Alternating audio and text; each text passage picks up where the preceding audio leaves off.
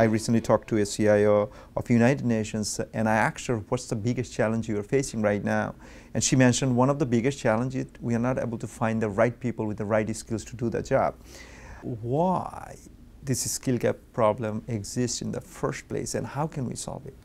Well, I think it's such a complicated issue. It's not one thing, but the things that I see feeding into it are education is not very highly valued in this country compared to other countries. So there are a lot of people who are graduating from school without really usable skills, relevant skills. And college, for a lot of people, has become more of a party place, a place to have a good time, or to focus on one thing.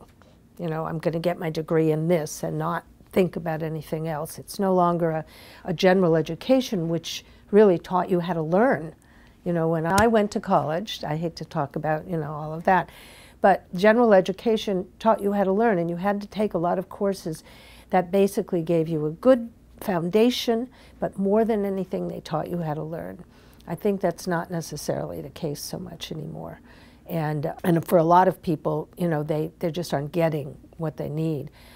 But I think on the other hand, I think the organizations they're looking for this ideal candidate who has this skill and this skill and this skill and this experience, and you know, and we can put them to work day one doing, you know, what we want them to do. They're, you know, where what they really need to do is to do what my mentor did, the person who hired me at the instructional design firm, to look for people who have certain abilities, and certain kinds of personalities, and are willing, more than anything else, able and willing to learn.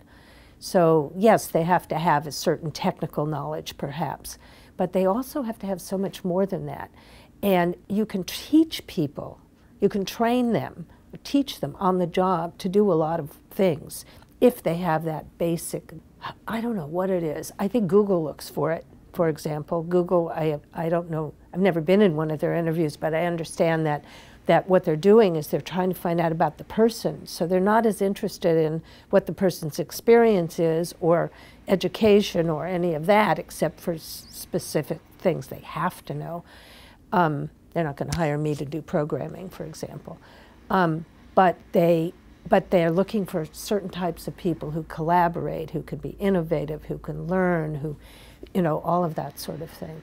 And so I think, so you've got on the one end, you've got people who are not prepared for the real world. And then on the other hand, you have CIOs and hiring people who are looking for some imaginary candidate that doesn't really exist.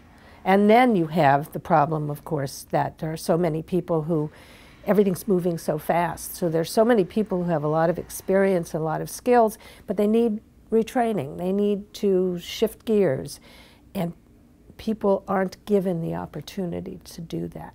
They're not given the encouragement to do that in our society, either by the government or by companies or any of that.